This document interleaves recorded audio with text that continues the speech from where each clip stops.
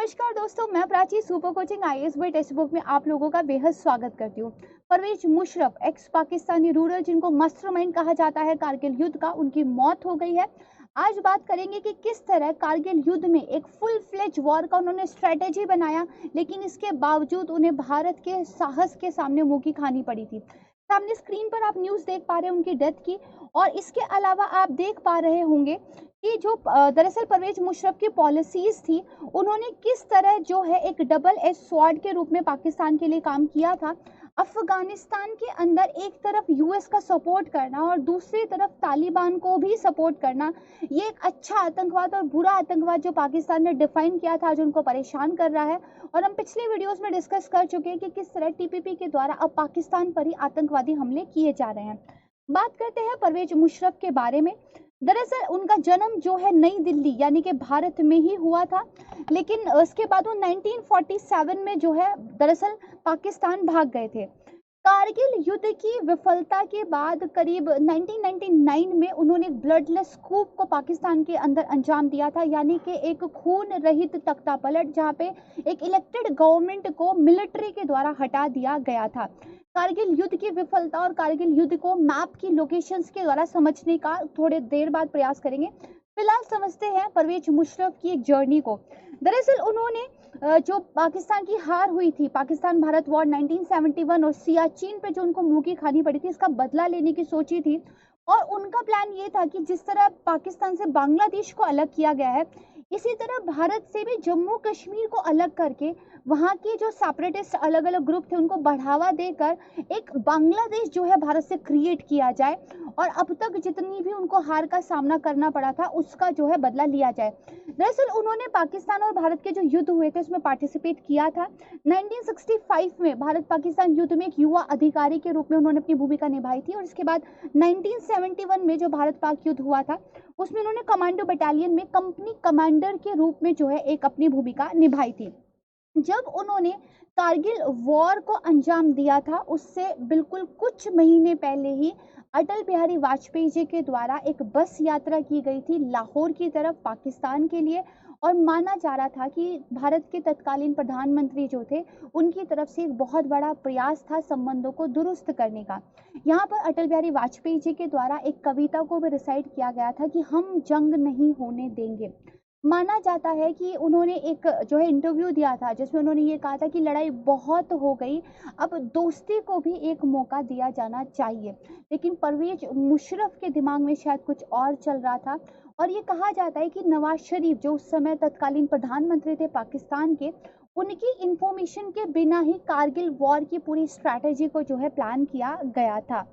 यहाँ पर देखिए, परवेज मुशर्रफ ने कारगिल में जब हार झेली तो वो लोगों को ये कहानी सेल करने में कामयाब रहे कि नवाज शरीफ ने क्योंकि आर्मी को वापस बुला लिया था और नवाज शरीफ ने क्योंकि युद्ध को सपोर्ट नहीं किया, इसलिए हम हारे हैं, और उनको जो है अब इस बात की एक सजा तो मिलनी ही चाहिए। जब तख्ता पलट हुआ तो पाकिस्तान की गलियों में लोग मिठाई बांटते हुए दिखाई दिए थे, और ये वन ऑफ दी एग्जाम्पल अपने आप में होगा वर्ल्ड के अंदर, जहाँ पे मिलिट्री जो है इलेक्टेड गवर्नमेंट को हटा रही है और वहाँ के जो सिटीजन्स हैं वो दरअसल सेलिब्रेट कर रहे हैं। 1999 के बाद से करीब 9 साल तक उन्होंने जो है पाकिस्तान पर राज किया है, और 2008 तक बेसिकली वो रहे वहाँ पर। 2008 में एक इंटरनेशनल जो है प्रेशर की वजह से और डोमेस्टिक जो है उनको विद्रोह जो झेलने पड़ रहे थे, इसकी वजह से इलेक्शन कंडक्ट कराने पे मजबूर होना पड़ा, लेकिन यहाँ पर जो है उनको बेसिकली इस्तीफा देना पड़ा क्योंकि वो हार गए थे। इसके बाद वो दरअसल दुबई चले गए थे सेल्फ एक्साइल में। 2013 में मुशर्रफ जो है वापस आए, और उसके बाद उन्होंने फिर से पाकिस्तान के इलेक्शंस में पार्टिसिपेट करने की कोशिश की, लेकिन अलग अलग अदालतों में बहुत सारे मुकदमे जो हैं चलाए गए, और जो हम बेनजीर भुट्टो थी उनकी हत्या का मामला, एक ट्राइब के नेता थे उनकी हत्या का मामला, इसके अलावा पाकिस्तान के संविधान का आर्टिकल नंबर 6 इसके दौरान राजद्रोह का मामला जो है इनके खिलाफ चला।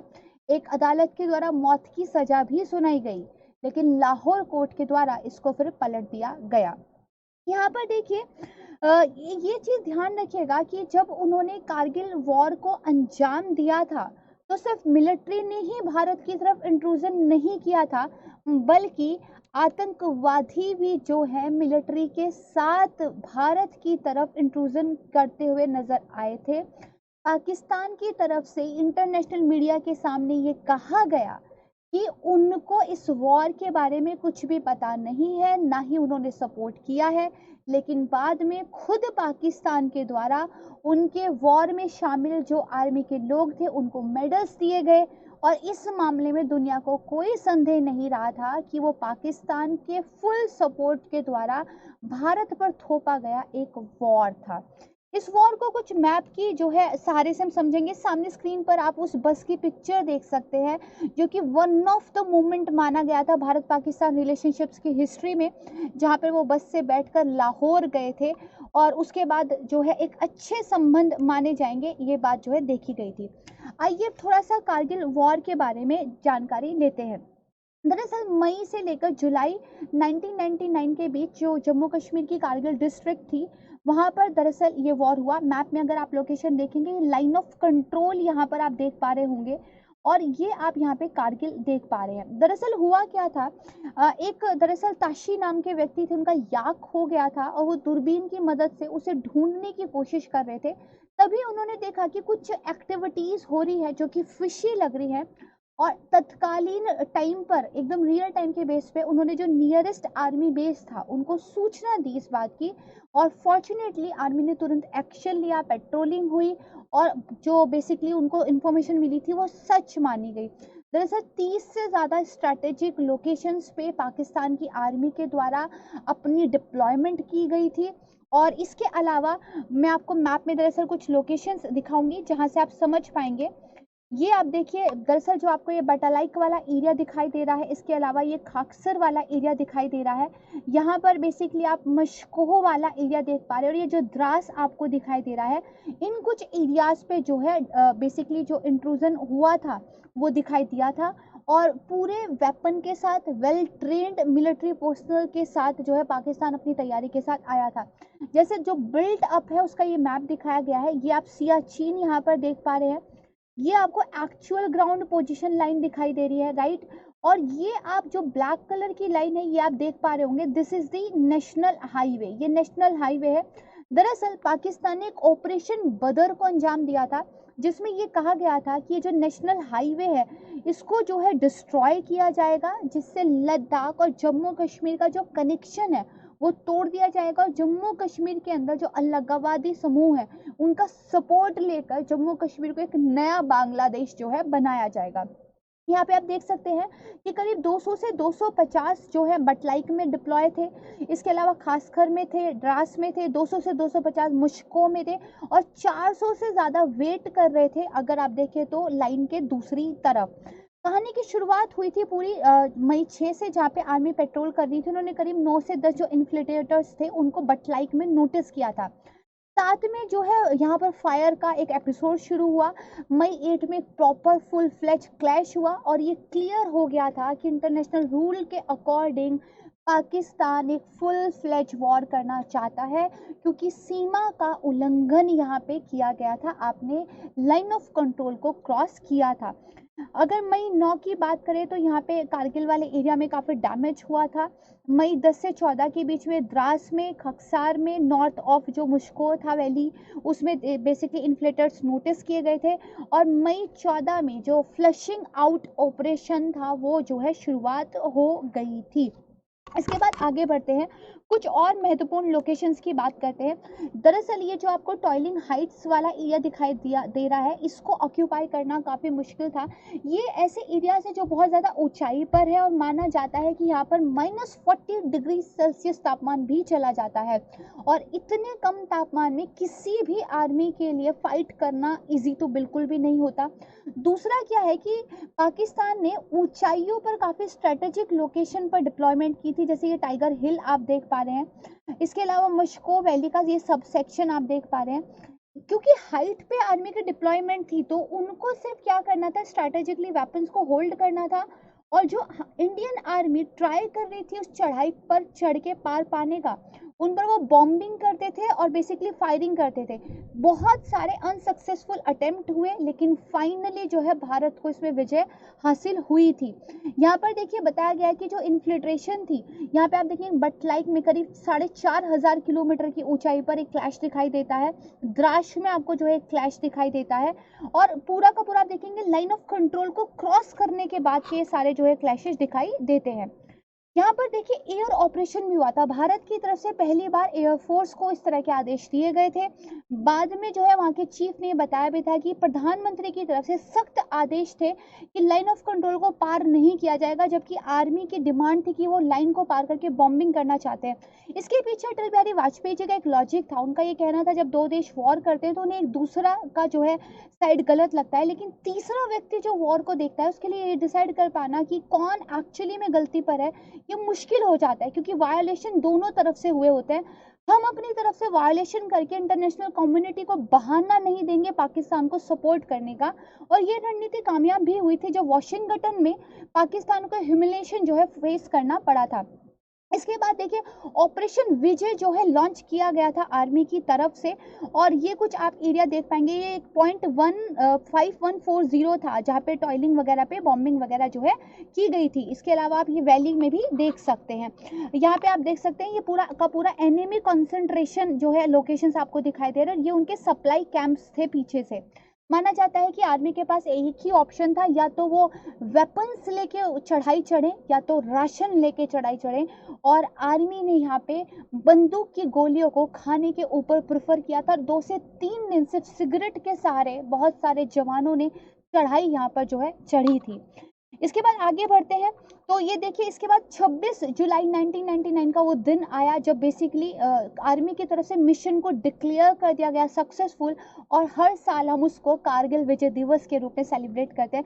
This is a beautiful picture of victory. मेरे को अभी भी जो है इसको देख के शिवरिंग होती है कि किस तरीके से जो है भारतीय जवानों ने अपनी जान की बाजी लगाकर इतनी एडवर्स सिचुएशंस में जो है काम किया है, लेकिन जो विजय मिली थी वो एक बहुत बड़ी कीमत पर मिली थी।